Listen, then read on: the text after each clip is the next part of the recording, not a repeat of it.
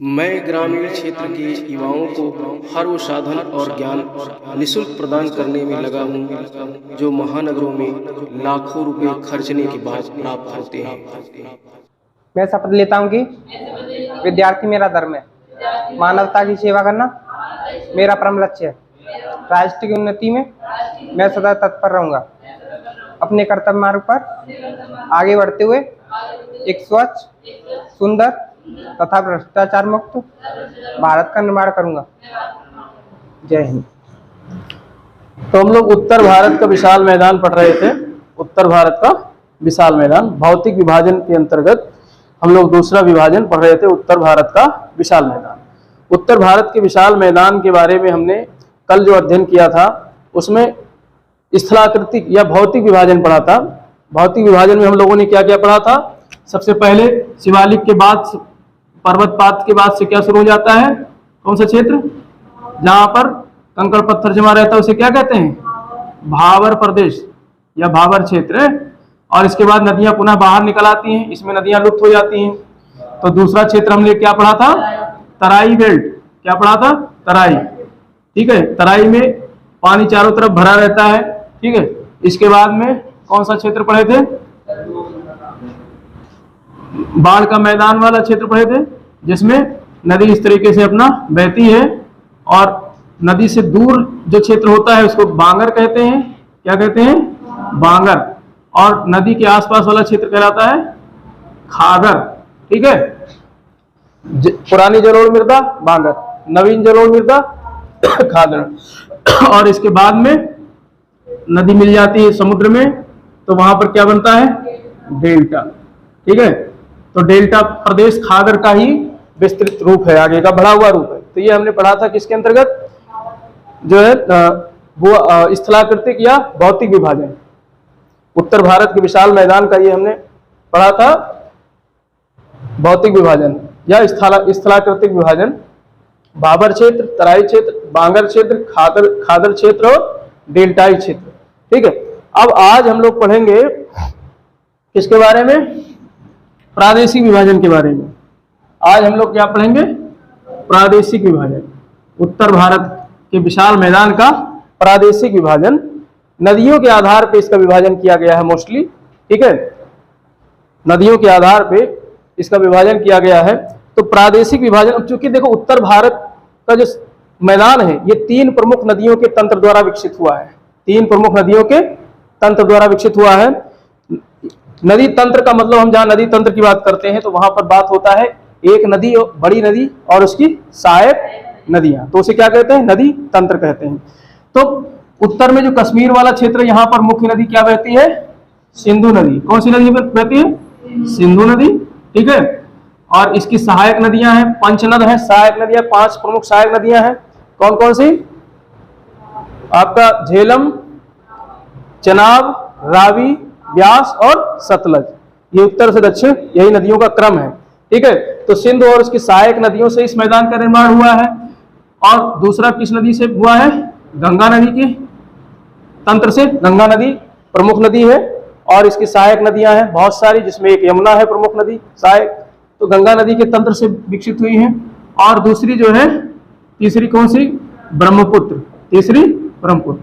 तो ये 3 नदियों के तंत्र से पूरा मैदान हमारा क्या है? बना हुआ है। ये वाला क्षेत्र सिंधु नदी के तंत्र से बना है। ये वाला पूरा क्षेत्र उत्तर भारत का मेन भाग जो है वो किससे बना है? गंगा के जो है नदियों द्वारा। और ये वाला क्षेत्र बना है ब्रह्मपुत्र नदी के क्षेत्र। तो इसलिए नदियों के आधार पे हम इसका प्रादेशिक विभाजन करेंगे। जो यहाँ पर हम देख रहे हैं मुख्य रूप से, एक ये भाग हो गया, दूसरा गंगा वाला और तीसरा ब्रह्मपुत्र वाला हो गया। 3 मुख्य भाग हम बना सकते हैं, लेकिन इसमें चूंकि चौथा एक हिस्सा और बनता है राजस्थान प्लेन का। किसका? राजस्थान मैदान का, जिसमें ज्यादातर हिस्सा शुष्क प्रदेश का है, थार मरुस्थल का है। तो वो भी हम लोग थोड़ा सा यहाँ अध्ययन करेंगे। तो सिंधु नदी तंत्र से जो मैदान बनता है उसको हम कुछ इस तरीके से डिवाइड कर सकते हैं। ठीक है, सिंधु नदी तंत्र से मैदान जो बनता है वो पंजाब और हरियाणा के क्षेत्र में बनता है। कहां पर बनता है? पंजाब और हरियाणा के क्षेत्र में। पंजाब हरियाणा, तो इसलिए इसको कहते हैं पंजाब हरियाणा का मैदान। पंजाब हरियाणा मैदान। सिंधु सिस्टम द्वारा कौन सा मैदान बना? पंजाब हरियाणा। ये वाला क्षेत्र है पंजाब और हरियाणा का, ठीक है। बाकी अगर हम जब अविभाजित भारत की बात करते हैं, यानी पाकिस्तान हमारे भारत के ही भाग में था, तो पूरा ये पंजाब कहलाता था, ये पूरा क्या कहलाता था, पंजाब। तो लेकिन विभाजन के बाद पंजाब थोड़ा सा रह गया हमारे पास और हरियाणा का हिस्सा आता है, इसलिए हम भारत का अध्ययन करते हैं। तो भारत में हम लोग सिंधु नदी तंत्र द्वारा बनाए गए मैदान को क्या कहते हैं, पंजाब हरियाणा का मैदान। और जो गंगा का मैदान है, इस तरीके से गंगा ऐसे निकलती है और बंगाल की खाड़ी में जाकर मिल जाती है। तो गंगा क्योंकि काफी लंबी नदी है, 2525 किलोमीटर चलती है, 2525 किलोमीटर लंबी, सबसे भारत की सबसे लंबी नदी है। जब नदी पढ़ेंगे तो वहां इसकी विशेषताओं का अध्ययन करेंगे। तो गंगा नदी द्वारा एक विस्तृत जो है मैदान का निर्माण किया जाता है। तो इसलिए गंगा नदी द्वारा निर्मित मैदान को हम 3 भाग में बांटकर अध्ययन करते हैं। सबसे पहला जो भाग है उसे बोलते हैं ऊपरी गंगा का मैदान, ऊपरी गंगा का मैदान, ऊपरी गंगा का मैदान।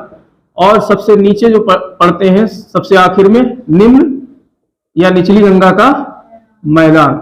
और इसके बीच में है जो क्या कहलाएगा, बीच में है तो क्या कहेंगे, मध्य, तो मध्य गंगा का मैदान।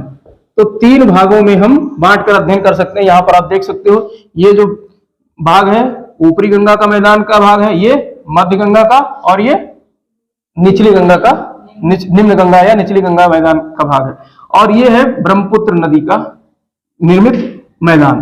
तो इस मैदान चूंकि ये मुख्य रूप से असम राज्य में है, ये कहां है, असम राज्य में है, इसलिए इसको असम का मैदान भी कहते हैं। इसको क्या कहते हैं, असम का मैदान, ठीक है।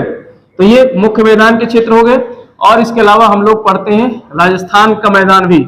इसके अलावा हम लोग क्या पढ़ते हैं, राजस्थान का मैदान भी, ठीक है। राजस्थान मैदान भी जो है अध्ययन करते हैं। तो इस तरीके से ये मैदानों का क्या हो गया, हमारा क्रम हो गया, नदियों के आधार पे मैदानों का क्रम हो गया। तो सबसे पहला मैदान का क्षेत्र ये कौन सा हो गया, पंजाब हरियाणा वाला। कौन सा, पंजाब। भाई कश्मीर तो किसमें चला गया, पर्वतीय क्षेत्र में। कश्मीर का हिस्सा ज्यादातर कहाँ चला गया, ज्यादा क्या पूरा कश्मीर किसमें है, पर्वतीय क्षेत्र में है। वहीं पर जो है आपका महान हिमालय है, मध्य हिमालय भी है और शिवालिक भी है कश्मीर में। तो पूरा कश्मीर निकल गया किसमें, पर्वतीय क्षेत्र में। और पंजाब वाला भाग वो मैदानी है। पंजाब वाला भाग क्या है, मैदानी है, जो सिंधु नदी तंत्र द्वारा बनाया गया है, ठीक है। इसके बाद में गंगा से निर्मित ये मैदान हो गया।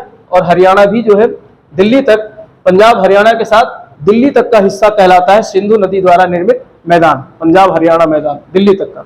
तो इसका विभाजन किया गया है। यहाँ पर एक अरावली पर्वत है। जब हम पढ़ेंगे दक्षिण भारत के बारे में पढ़ेंगे, मतलब पठार के बारे में पढ़ेंगे, तो पठार में हम लोग अरावली पर्वत श्रेणी का अध्ययन करेंगे, ठीक है। तो यहाँ पर जो है उत्तर पूर्व से लेकर दक्षिण पश्चिम तक इस तरीके से क्या है, अरावली पर्वत है, जो दिल्ली से लेकर के और राजस्थान के निचले हिस्से तक चला आता है, अरावली श्रेणी है। ये भारत ही नहीं, विश्व की सबसे पुरानी श्रेणियों में से एक है। और ये जो है अवशेष पहाड़ी है, ठीक है, अवशेष पर्वतमाला है। तो दिल्ली में इसको दिल्ली रिज कहते हैं। दिल्ली में इसको क्या कहते हैं, दिल्ली रिज। दिल्ली में इसको दिल्ली रिज कहते हैं। तो जो दिल्ली रिज है, और दिल्ली रिज पंजाब हरियाणा मैदान को अलग करती है गंगा मैदान से। किस मैदान से, गंगा। यहीं से शुरू हो जाता है गंगा का क्षेत्र, गंगा मैदान का क्षेत्र, दिल्ली रिज से। दिल्ली में ही एक नदी बहती है मुख्य रूप से, कौन सी नदी है, गंगा। दिल्ली में गंगा है या यमुना है, कौन सी नदी, दिल्ली किस नदी के किनारे बसा हुआ है, यमुना नदी के किनारे। कौन सी नदी बहती है दिल्ली से, यमुना नदी।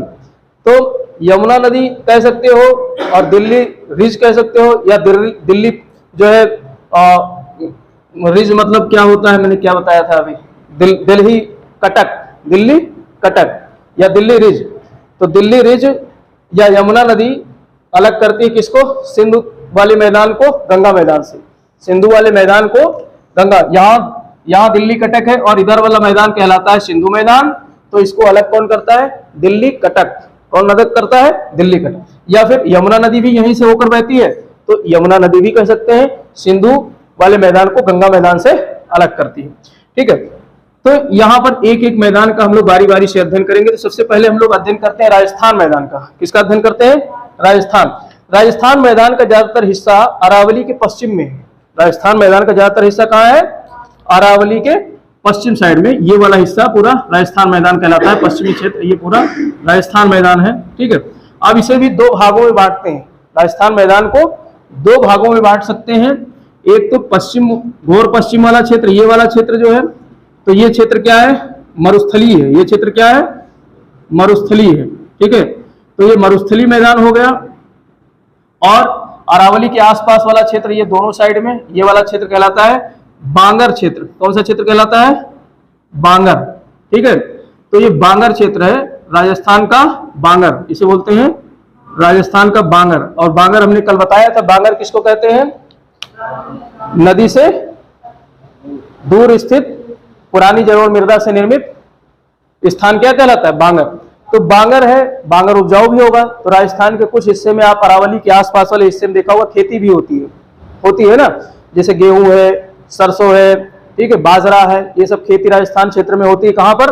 अरावली के आसपास वाले क्षेत्र में, क्योंकि ये बांगर क्षेत्र है। ये क्या है? बांगर। लेकिन जो मरुस्थली क्षेत्र है, यहाँ पर भारत का मरुस्थल है, जिसको बोलते हैं थार का मरुस्थल। तो यहाँ थार का मरुस्थल, यहाँ पर इस मैदान में ज्यादातर क्या है? रेत है। इस मैदान में क्या है? ज्यादा रेत है। मरुस्थली क्षेत्र में ज्यादा क्या है? रेत है।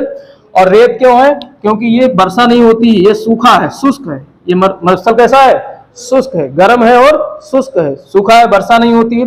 अब वर्षा न होने का कारण क्या है? अरावली पर्वत और जो है समुद्र से दूर स्थित होना और अरावली पर्वत होना। यहाँ पर अरावली पर्वत का होना। अरावली पर्वत अगर इस तरीके से होता, जो है आपका पश्चिम से पूरब की तरीके से होता, जैसे आपका हिमालय पर्वत है, अगर इस तरीके से अरावली पर्वत घूम जाता पश्चिम से पूरब, तो राजस्थान में मरुस्थल नहीं होता।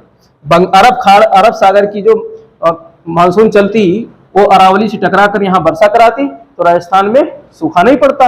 लेकिन अरावली पर्वत उत्तर से दक्षिण है, तो जो अरब मानसून चलती है, अरब सागर की मानसून धारा चलती है, वो टकराती नहीं, बल्कि अरावली के सहारे आगे बढ़ जाती है और चली जाती पंजाब हरियाणा वाले क्षेत्र में, वर्षा करा देती है। क्योंकि यहाँ आगे क्या है? हिमालय। तो हिमालय से टकरा करके पंजाब हरियाणा दिल्ली में वर्षा करा देती है, और राजस्थान हमारा क्या रह जाता है? सूखा रह जाता है। तो इसलिए राजस्थान का पश्चिमी हिस्सा मरुस्थली हो जाता है। और इधर से बंगाल खाड़ी की शाखा चलती है, तो बंगाल खाड़ी की शाखा इधर से चलते चलते बेचारी थक जाती है, तो यहाँ तक पहुंचते पहुंचते सारा उसका पानी, नमी सब निचुड़ जाता है इसी क्षेत्र में। तो जैसे जैसे पूर्व से पश्चिम की तरफ चलेंगे, वैसे वैसे वर्षा की मात्रा घटती जाती है। ये सब हम वर्षा वाले चैप्टर में पढ़ाएंगे। ठीक है, तो इसलिए राजस्थान वाला हिस्सा क्या रह जाता है? सूखा रह जाता है। और सूखा रह जाता है, इसलिए यहाँ पर जो है मरुस्थल का निर्माण हो गया। तो जो मरुस्थल है, शुष्क है, तो यहाँ वनस्पतियां होंगी क्या? जंगल पाए जाएंगे कि नहीं पाए जाएंगे? नहीं पाए जाएंगे। तो यहाँ जो है मोस्टली जो वनस्पतियां होती है, कटीली वनस्पतियां होती है। कैसी? कटीली, कांटेदार वनस्पतियां इस मरुस्थल की विशेषता है। जैसे आपका कीकर, बबूल, नागफनी, जिसमें कांटे होते हैं। क्योंकि कांटे वाले जो वृक्ष होते हैं, उनको उसमें पत्तियां बहुत छोटी छोटी होती हैं, तो उनका वाष्पीकरण नहीं हो सकता है। क्योंकि पौधों को जीवित रहने के लिए पेड़ पौधों को क्या चाहिए? पानी चाहिए, और पानी यहाँ है नहीं। तो इसलिए पानी पाने के लिए यहाँ के पौधे अपने जड़ों को काफी गहराई तक बढ़ाती चली जाती हैं। तो जो कटीले पौधे झाड़ियां होती हैं, इनकी जड़ें बहुत गहरी होती हैं। ठीक है, पानी चाहिए। और इनकी छाल जो होती है, इन पौधों की छाल जानते हो? पेड़ छाल नहीं जानते हो? पेड़ पौधों के अभी जो पेड़ लगे हैं, बाहर जैसे हम कपड़ा पहन रखे हैं, ऐसे इनके छाल होते हैं। ऊपर वाला क्या है? ये छाल।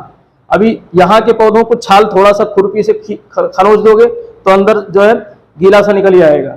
लेकिन जो मरुस्थली पौधे होते हैं, उनके छाल को आप जो है बहुत मोटे होते हैं, उनमें जल्दी खुरपा नहीं चलेगा, इतना हार्ड भी होता है। हार्ड और मोटे इसलिए होते हैं कि उनकी जो तनों का वाष्पीकरण ना हो सके, जो पानी उनके अंदर है वो वाष्प बनकर ना उड़ सके, इसलिए प्रकृति ने भी उनको ऐसा मोटा बना दिया। जैसे हम लोग सर्दियों में, हम तो समझदार हैं, तो सर्दियों में क्या पहन लेते हैं? स्वेटर पहन लेते हैं। लेकिन जो है पेड़ पौधों को कौन स्वेटर पहना है?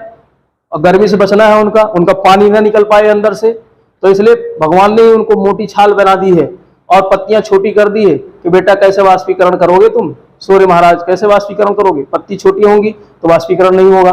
ठीक है, और कांटेदार होंगे, जैसे सूर्य की किरणें टकराएंगी, कांटे चुभेंगे, कहेगा अरे हटो यहाँ से, तो कांटे इसलिए कटीली होती है। भगवान ने सब कुछ बहुत अच्छी तरीके से अरेंज किया है, ठीक है। तो इसलिए इसकी विशेषता क्या होगी राजस्थान मैदान की, कटीली होती है, झाड़ियां यहाँ की, सूखा होता है, रेत है, ठीक। लेकिन जो बांगर क्षेत्र है अरावली के आसपास वाला राजस्थान का बांगर क्षेत्र है, यहाँ कुछ उपजाऊ है। लेकिन इस क्षेत्र की जो रेत है, मिट्टी है, वो बहुत उपजाऊ है मरुस्थल क्षेत्र की।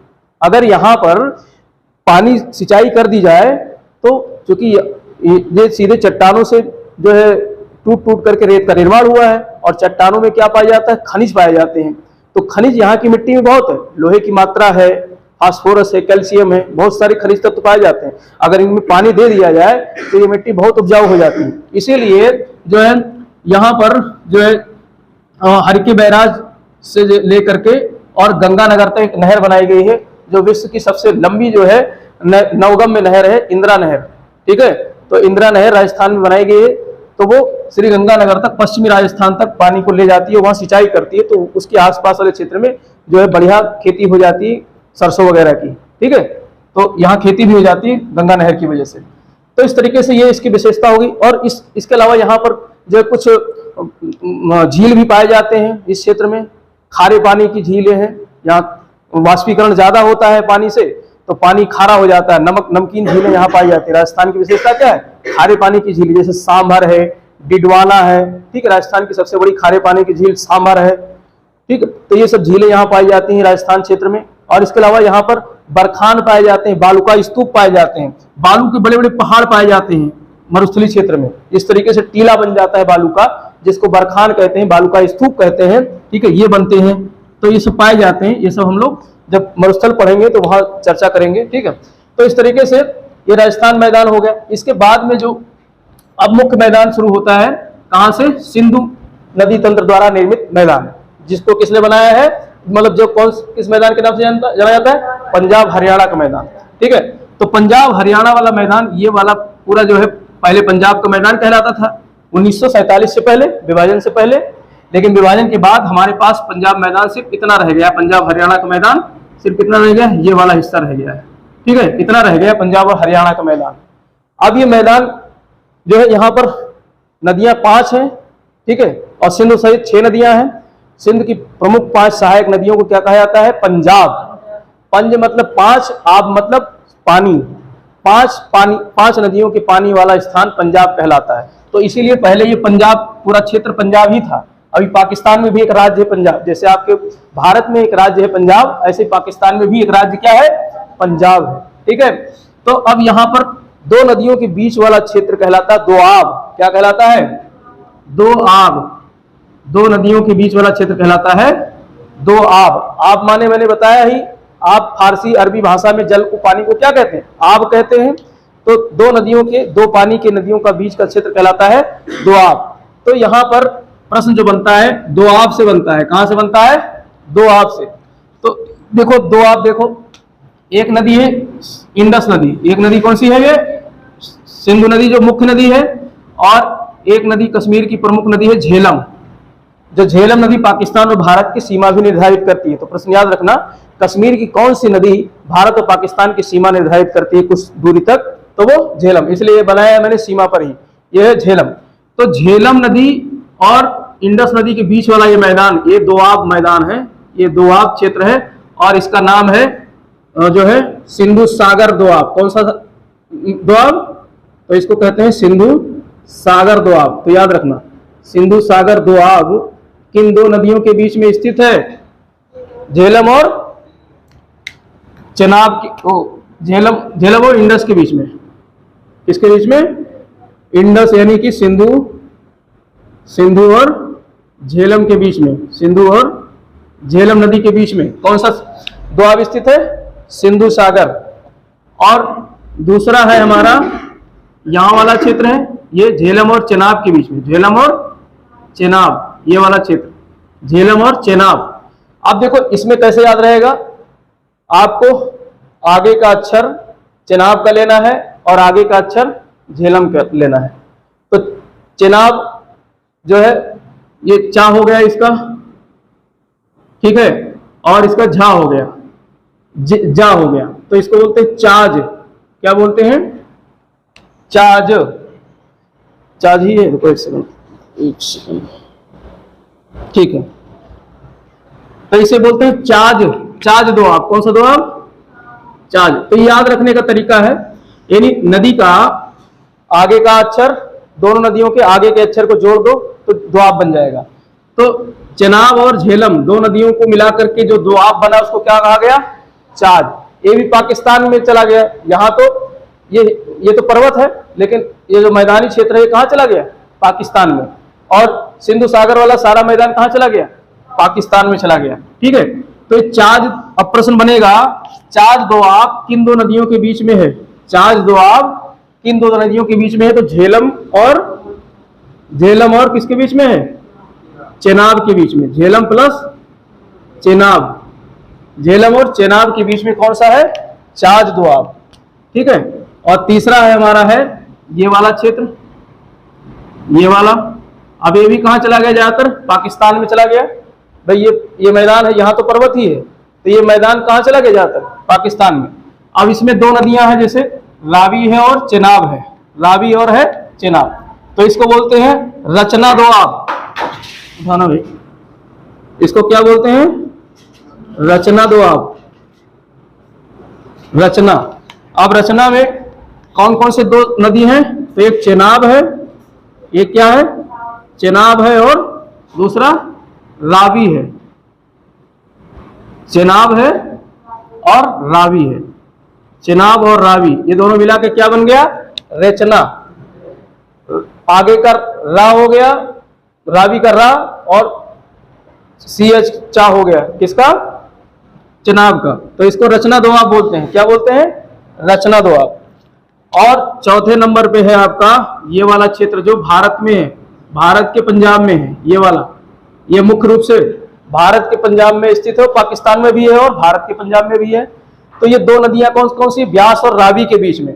तो इसको बिष्ट दोआब कहते हैं। इसको क्या कहते हैं? बिष्ट दोआब। बिष्ट दोआब। ठीक है, तो याद रखना, बिष्ट दोआब किन दो नदियों के बीच में है? रावी और ब्यास के बीच में। रावी और ब्यास, रावी और ब्यास नदी के बीच में है कौन सा? बिष्ट दोआब। और एक पांचवा है ये वाला हिस्सा, ये वाला दोआब है पांचवा, जो ब्यास और सतलज के बीच में है। ब्यास और सतलज के बीच में, तो इसको बोलते हैं आपका, रुको एक सेकंड, बिष्ट, ये सॉरी ये बारी होगा, हाँ ये बारी है, बिष्ट यहाँ नहीं। ठीक, चौथा नंबर जो यहाँ पर है आपका रावी और ब्यास के बीच में, इसको बोलते हैं बारी दोआब। कौन सा दोआब? बारी। ठीक है, ये सही कर लो। तो चौथा ये आपका ब्यास और रावी के बीच में है, जिसको क्या कहते हैं? बारी दोआब। और पांचवा है लास्ट, जिसको बोलते हैं बिष्ट दोआब। इसको क्या बोलते हैं? बिष्ट दोआब। और बिष्ट दोआब आपका जो है सतलज और ब्यास के बीच में। किसके बीच में है? सतलज और ब्यास के बीच में।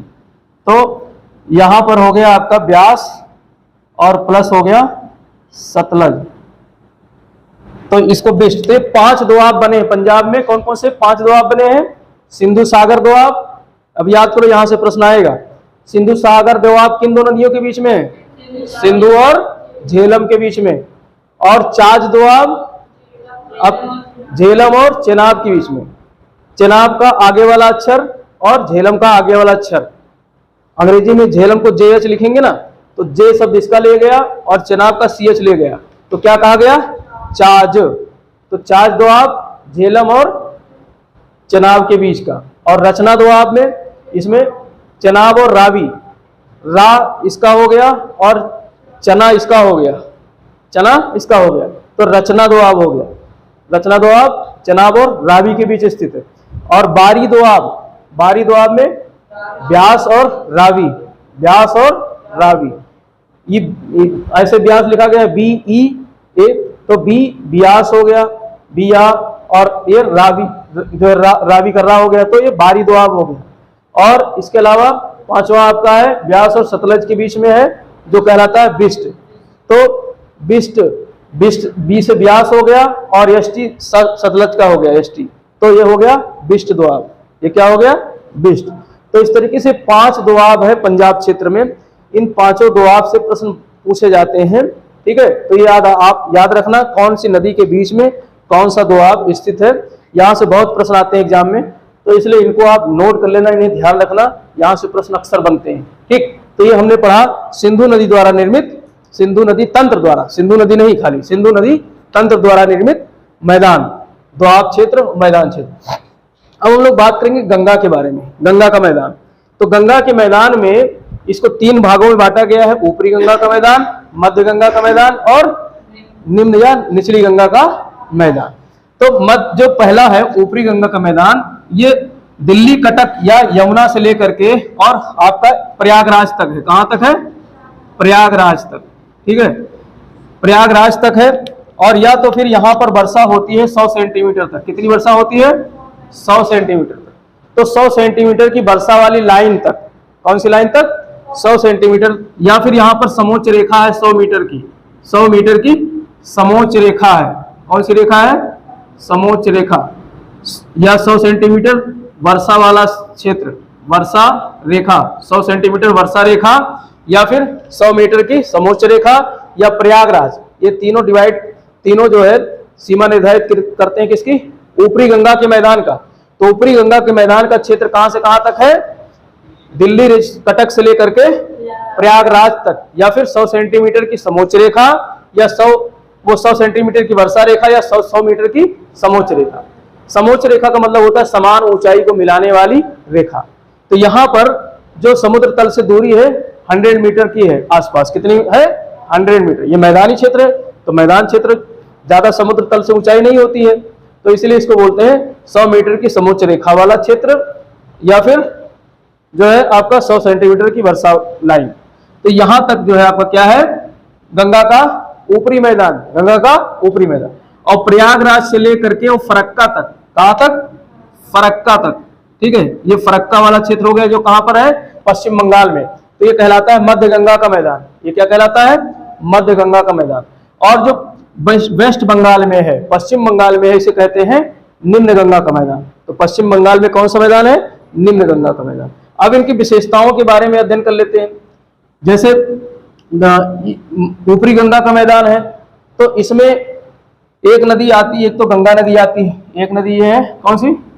गंगा नदी। ठीक है, और दूसरी नदी है आपका यमुना नदी। दूसरी नदी कौन सी है? यमुना। तो गंगा और यमुना के बीच का क्षेत्र कहलाता है गंगा यमुना मैदान। ये मैदान कौन सा है? गंगा यमुना मैदान। हम लोग गंगा यमुना मैदान में रहते हैं क्या? आगरा कौन से मैदान में? इसमें नहीं है। आगरा जो है गंगा यमुना मैदान में नहीं, क्योंकि आगरा जो है आपका गंगा से इस पार है, इधर साइड में है। लेकिन गंगा यमुना मैदान का क्षेत्र ये वाला क्षेत्र कहलाता है गंगा यमुना का मैदान। ठीक है, और इसके बाद में ये वाला क्षेत्र जो है आपका रुहेलखंड का कहलाता है। कौन सा मैदान? रुहेलखंड। ये वाला मैदान कहलाता है रुहेलखंड का मैदान। ये वाला क्षेत्र कहलाता है रुहेलखंड। तो लिख लेना, गंगा यमुना मैदान, कन्नौज वाला क्षेत्र है कौन सा? रुहेलखंड। ये कहलाता है रुहेलखंड मैदान। और ये मैदान है आपका अवध मैदान। ये कौन सा मैदान है? अवध मैदान। ठीक है, ये अवध मैदान है। तो इस तरीके से ये 3 मैदान हम लोग यहाँ देख सकते हैं। ऊपरी गंगा के मैदान में कौन सा? गंगा यमुना मैदान, रुहेलखंड मैदान और अवध मैदान। कौन सा मैदान? अवध मैदान। ठीक है, फैजाबाद वाला क्षेत्र। ठीक है, और आपका अयोध्या वाला क्षेत्र, लखनऊ वाला क्षेत्र, ये सब किसमें है? अवध मैदान में। हम लोगों का क्षेत्र जो है कुछ आपका रुहेलखंड में आ जाता है, और इसका जो है हिस्सा गंगा यमुना मैदान का भी कुछ हिस्सा आ जाता है, जो हमारा यहाँ पर स्थित क्षेत्र है। ठीक है, तो इसे 3 भागों में बांट सकते हैं, गंगा यमुना मैदान, रुहेलखंड मैदान और अवध का मैदान। निम्न गंगा का जो मैदान है वो मध्य गंगा का मैदान है। मध्य गंगा के मैदान में जो है इसको 3 भाग है इसको।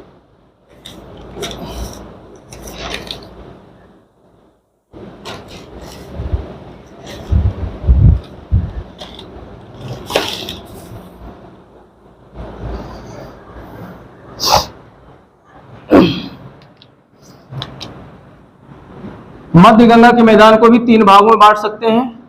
यह है आपका पूर्वी उत्तर प्रदेश का मैदान। कौन सा मैदान?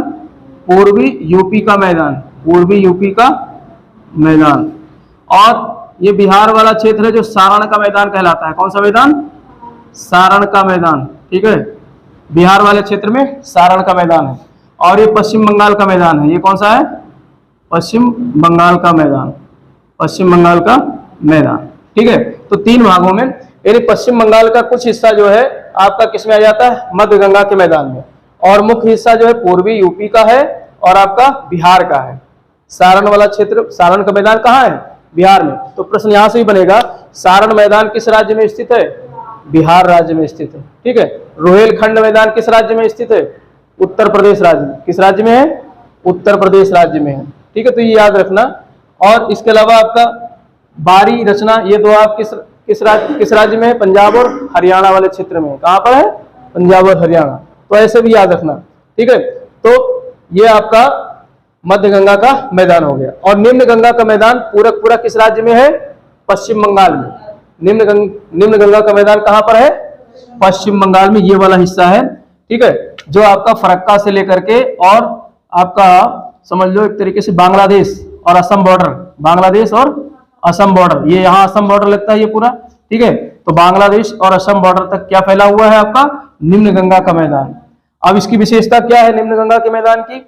यहाँ पर ज्यादातर, यहाँ पर नदियां जो है डेल्टा बनाती हैं। यहाँ पर क्या बनाती हैं?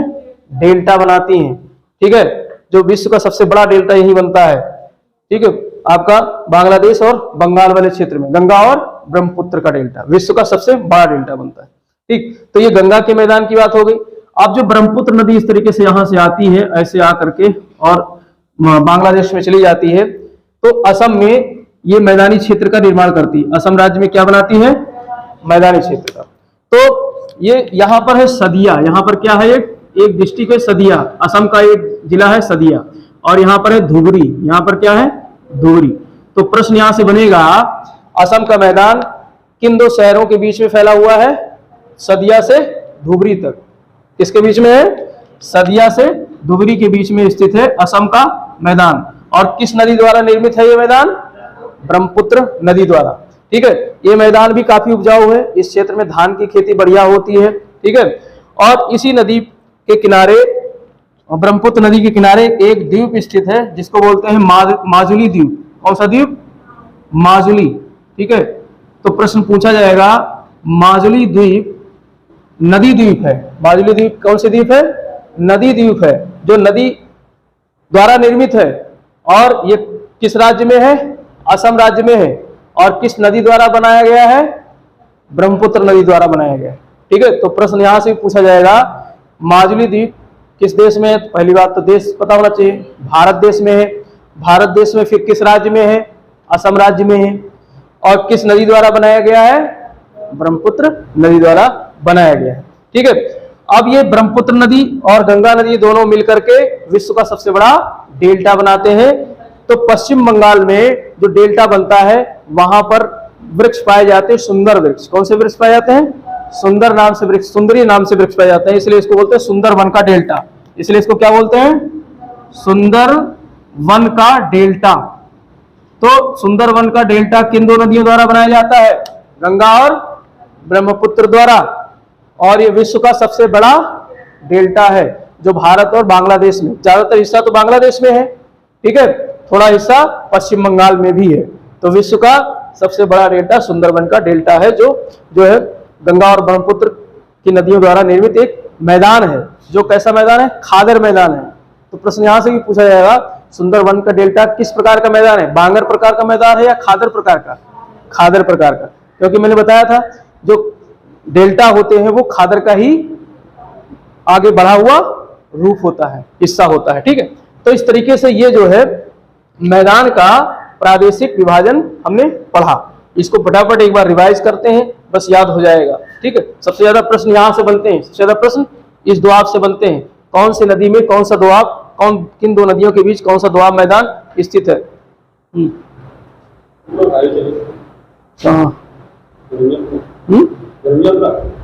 देख लेंगे, यादव जी बैठे होंगे, देख लेंगे, पूछ लेंगे, जाएंगे देख लेंगे। तो यहां से प्रश्न बनते हैं ज्यादा।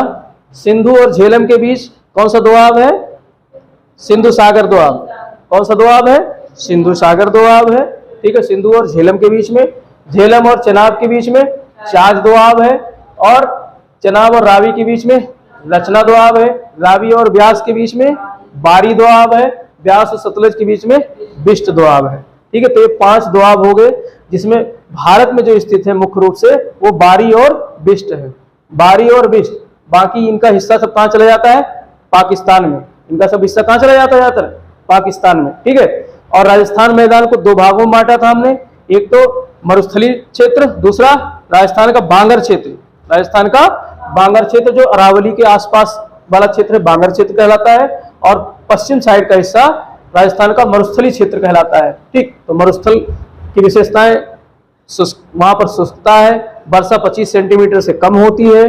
ठीक है, वार्षिक वर्षा 25 सेंटीमीटर से कम होती है। अब देखो पश्चिम में यहाँ तो वार्षिक वर्षा 25 सेंटीमीटर से कम होती है, और यहाँ पर मेघालय है जहाँ पर चेरापूंजी मौसिनराम है, जहाँ पर दुनिया का सबसे ज्यादा वर्षा होती है। दुनिया की सबसे ज्यादा वर्षा वाला स्थान भारत में है। तो पूरब में जो है सर्वाधिक वर्षा होती है और पश्चिम में सबसे कम वर्षा होती है। ठीक है, तो अरावली पर्वत का ही दिल्ली तक का हिस्सा जो कहलाता है दिल्ली कटक। दिल्ली कटक एक्चुअली किसका भाग है? अरावली का ही भाग है जो दिल्ली पर है। तो ये डिवाइड करता है सिंधु नदी तंत्र के मैदान को गंगा नदी तंत्र के मैदान से अलग करता है, डिवाइडिंग का काम करता है, या यमुना नदी। ठीक है, तो इस तरीके से ये हो गया आपका सिंधु नदी तंत्र से निर्मित मैदान। और गंगा क्षेत्र का मैदान वो 3 भागों में बांटा गया है, ऊपरी गंगा का मैदान, मध्य गंगा का मैदान और निम्न गंगा का मैदान। ऊपरी गंगा मैदान भी 3 भागों में बांट सकते हैं। गंगा और यमुना का क्षेत्र गंगा यमुना दोआब कहलाता है। ठीक है, इसके अलावा रोहेलखंड का मैदान और अवध का मैदान है। इसके अलावा मध्य गंगा का मैदान को भी 3 भागों में बांट सकते हैं। पूर्वी यूपी का मैदान, सारण बिहार वाले क्षेत्र में सारण का मैदान है, और पश्चिम बंगाल का मैदान है। ठीक है, और निम्न गंगा मैदान वो कहाँ पर है? पश्चिम बंगाल में है। पश्चिम बंगाल में असम और बांग्लादेश के बॉर्डर तक फैला हुआ है। ठीक है, तो ये पश्चिम बंगाल में है। और इसकी विशेषता क्या है? सुंदरवन का डेल्टा। इसकी विशेषता क्या है? सुंदरवन का डेल्टा। और ब्रह्मपुत्र नदी द्वारा निर्मित है असम का मैदान। किसका मैदान? असम, या इसको ब्रह्मपुत्र का मैदान भी कहते हैं, असम का मैदान या ब्रह्मपुत्र का मैदान। और ये कहां से कहां तक है? सदिया से धुबरी तक है, सदिया से धुबरी तक है। और इसी में स्थित है माजुली द्वीप। क्या स्थित है? माजुली द्वीप, जो है ब्रह्मपुत्र नदी के किनारे स्थित है, जो नदी द्वारा निर्मित एक द्वीप है। विश्व का नदी द्वारा निर्मित द्वीप कहां पर है? भारत में है। माजुली द्वीप के नाम से जाना जाता है, जो असम राज्य में है। ठीक है, तो इस तरीके से ये पूरा हमारा जो है प्रादेशिक विभाजन हो गया मैदानों का। मैदान खत्म हो गया, दो क्लास में खत्म हो गया। अब कल वाले क्लास में हम लोग पढ़ेंगे प्रायद्वीपीय पठार के बारे में।